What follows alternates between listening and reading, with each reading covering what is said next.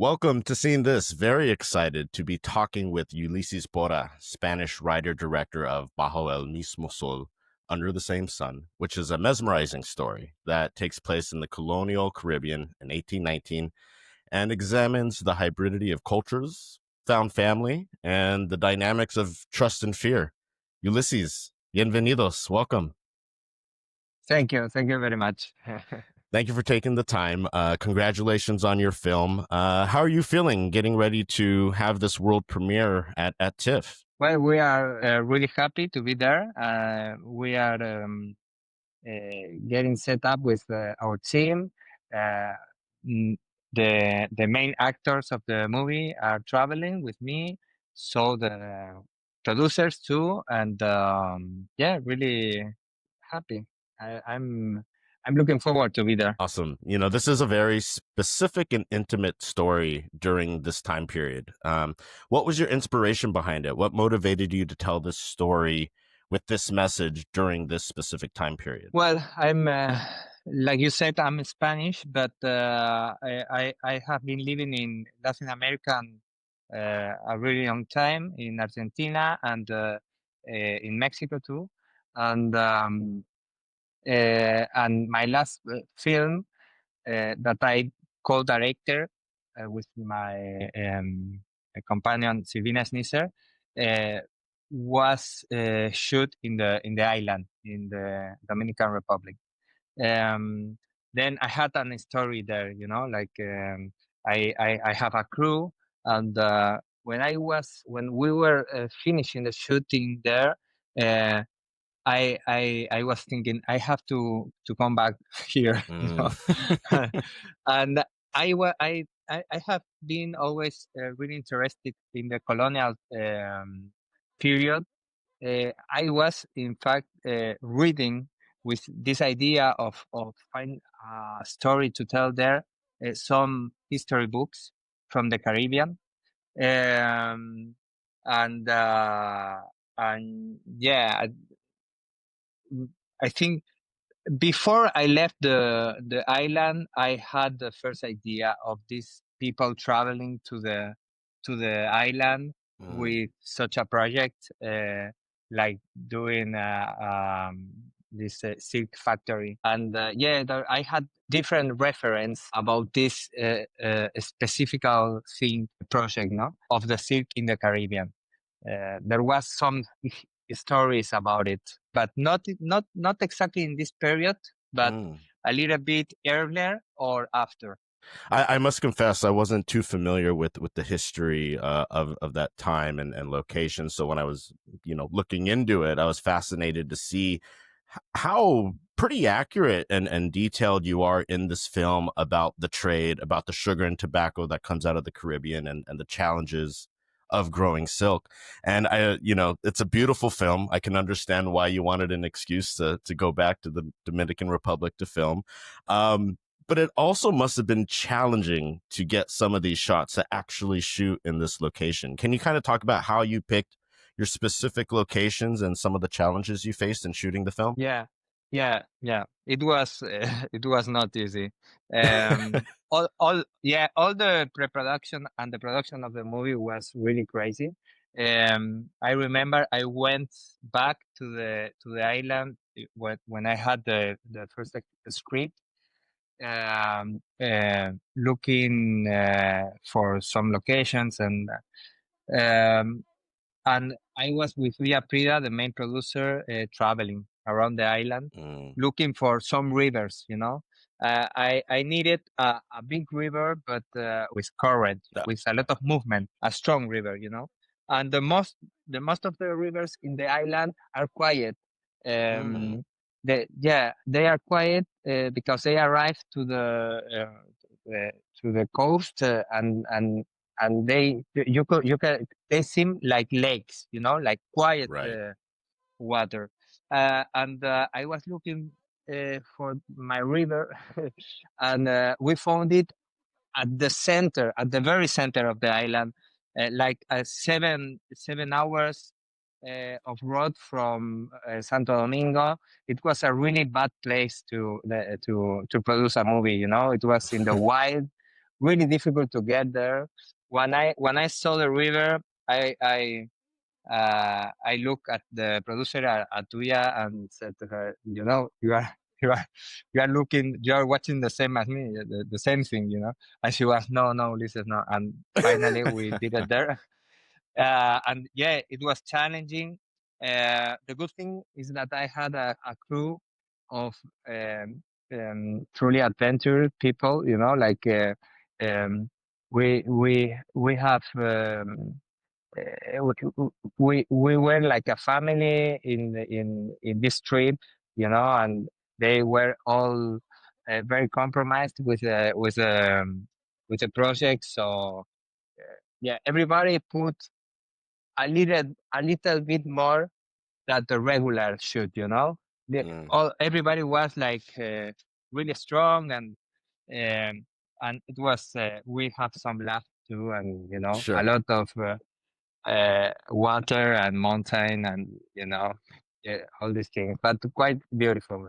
It's beautiful to shoot uh, in the nature. Yeah. Absolutely. I mean, from the opening couple shots, I immediately thought, this is just fantastic to watch. The color grading, the cinematography. Kudos to your team there. You mentioned the cast will be joining you out in TIFF, and they are phenomenal. They stand out really well. David Castillo as Lazaro, Jean Jean as Baptiste, Valentina Shen Wu, who makes her film debut in your film as Mai. What was that casting process like? I mean, there must have been certain challenges here as well, because you need people with diverse cultural backgrounds and can speak multiple languages. What was that process like? Well, it was quite difficult too. We had no money at the time. I began to look for the cast, so I was traveling, and I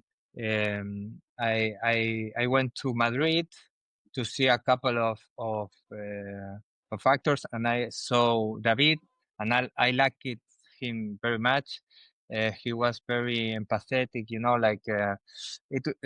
I needed somebody for this character that um, that could be able to empathize um, while doing bad things, what I'm like something. And well, yeah, I had been 2 times in the island looking for Baptiste and May Baptiste. I was looking. I don't wanted an actor, a professional actor. I wanted a natural actor for Baptiste too. But when I knew Jean Jean, he had something, some charm, and I said, okay, you will be. And Valentina was truly a treasure, we were there. We needed um, a Chinese phenotype and culture woman, but with a Dominican citizenship, Mm, and there is a community there of Chinese people, and we were looking for, with Katiuska, the chief of casting, for everybody. And when she didn't want Valentina, she didn't want to go to the casting. wow. The casting people go 3 times. She works in a store, they went 3 times. Yeah, come, and she's amazing. When she came to the casting, and I began to play with her and propose things, she she was very shy, but she went to the story like immediately, really fast, and to play, Hmm. So yeah, that it was like this, difficult along the time, in the time, looking for, and but I'm very happy with the three of them. All stellar performances, and I would never, when I saw that this was Valentina's first movie, I was shocked. She's such a natural. So bright future for her ahead, if that's what she wants. Um, Yeah, yeah. I'm curious. Lazaro is our main protagonist in this story. He's the Spanish heir, kind of second generation to the colonized island. He has many flaws and internal conflictions. You kind of talked about being empathetic and also kind of making bad decisions. Um, Yeah. as a Spaniard yourself, what kind of led you to portray him in this light? Like, why is he the one that you kind of wanted to have this internal confliction representing kind of a second generation of a colonial family? Wow. I will try to say it in English. It's difficult for me, but Okay, I sure. will try. Yeah, I think the story of the colonization is in itself a conflict, and Mm, like a Spaniard myself, living so many years in Latin America, I have been thinking about it. Um, so um, I wanted to do, I like everybody, I have seen the Herzog films and all this, the Mission too, and all these colonial films where you see these um, settlers so focused, no, with an idea and so strong, um, and I wanted to do a character a little bit more uh, contemporary, with a conflict, mm-hmm, you know. So his conflict, uh, I don't think is to reach this seal factory. Uh, it's to appear something more that he really is. mm-hmm, He's like he's the son of somebody, and he wants um, to get to be somebody that he is not. For me, the conflict in Lazaro is that if he uh, could abandon these pretensions, he would, like with humility, say, "Okay, that's a community project. That we are three. We are going to, to do it together." mm. I think that the thing will be good, but he has this conflict inside uh, where he wants to be who gets the recognition for it. I don't know how to say it, but No, do you absolutely, understand? a hundred Uh, percent. Yeah. yeah. So for me, it's a period film, but he is not a period character. That's the thing, and and for me, it's that this conflictual relationship uh, from Spain with a Latin American until today in a post-colonialism world, You do a phenomenal job with that because there's many moments in the movie where I was like, oh, we're still dealing with these attributes. We're still dealing with these kind of things in today's world, kind of the idea of we all have something to contribute, but fear gets in the way, and power, and it gets corrupted. So you do a great job of getting that across. Another thing I thought was really interesting is how this movie throughout from the beginning, your opening shot has a subtle tension throughout the movie. You're not exactly sure when the bomb's going to explode, but there's definitely a tension throughout the movie. How did you go about finding that tone for this, where it's not, overly dramatic or a lot of action scenes, but it's palpable. It's still palpable, though it's subtle. How did you go about finding that tone? Well, I think I'm happy that you say this because that's the tone I like, and that's what we have been working at the previous films too. Like try to be to maintain attention, but being subtle with it. Like don't give all the information, and so well, I think that. This tension was already in the script. The people who read the script, I think they can feel this tone. Uh, but yeah, after you shoot the movie and you begin to edit, you have to uh, get to this tone. You know, Hmm. there is a lot of edition. Um, to try to say, okay, I'm gonna take this out of the movie, and to get this tension through the story. Yeah, there is a lot of work. That's Sure. it. Yeah, no, It, like it's clear you don't like to make easy movies, but it pays off. It definitely pays off. As a writer director, I'm curious because again, from the cast performance, I could also tell that you are a bit of a an actor's director. Like you do a great job of getting the performance from the actors that the film calls for. So I'm curious, does writing or directing come more naturally to you? Which one do you kind of gravitate more towards if you had to choose one? wow. Um, I don't know. I like every step in doing a movie. That's the truth. I like to like very much to write. I like very much to be in the pre-production, with the team and going. I like very much the shooting, and I like very much editing. So I don't know. Awesome. I kind of I feel very happy in all the process. That's the truth. Every step is challenging. I think maybe the the uh, the actor directing is maybe more mysterious to me. I Mm, don't know. I don't know what I'm going to find when I begin. It's like a process that it's always in the present. When I write, when I'm writing, I feel maybe I have a little bit more of know-how. sure. I have been writing for more people. I I have done it more times.